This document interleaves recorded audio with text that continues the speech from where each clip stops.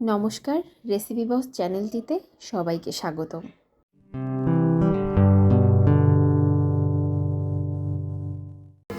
দুই তিন দিন আগে অনেকগুলো দেশি মাছ এনেছিল, সাথে অন্যান্য মাছও ছিল।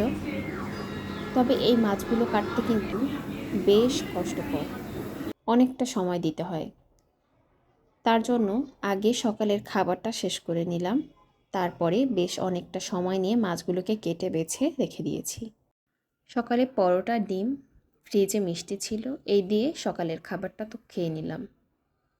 এরপরে সেই মাছ কাটাকাটির শেষে রান্নায় কী রান্না করব ভাবতে ভাবতে ভাবলাম কুমড়োটাই কাটি, মুগ ডাল রান্না করব কুমড়ো দিয়ে। এই ডালটা খেতে কিন্তু খুবই স্বাদ হয়।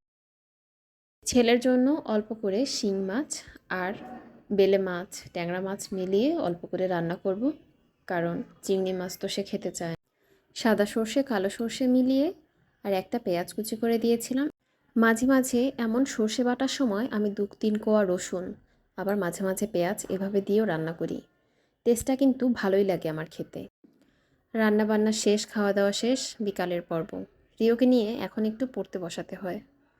পড়তে বসানো মানে বইয়ের সাথে ওর একটু পরিচিতি করানো, আর কিছুই না। অক্ষরগুলো একটু চেনানো, একটু লিখতে চাইলে লেখানো, এইসবই আর কি। আর এই দুধের প্যাকেটটা দেখালাম, এটা নতুন নিয়েছি। বাড়িতে থাকতে তো দুধের চিন্তা করতে হতো না, গরুর দুধ দৈনিক আনতো।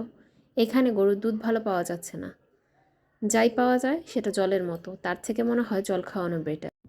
তাই ওটা নিলাম, দেখি খাইয়ে খেতে চায় কিনা বা ভালো লাগে কিনা ওর খেতে।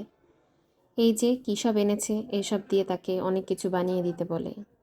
এত কাজের পরে আসলে এইসব নিয়ে কিছু বানাতে ইচ্ছে করে না, তাও বাচ্চার সাথে বাচ্চামি তো করাই লাগে।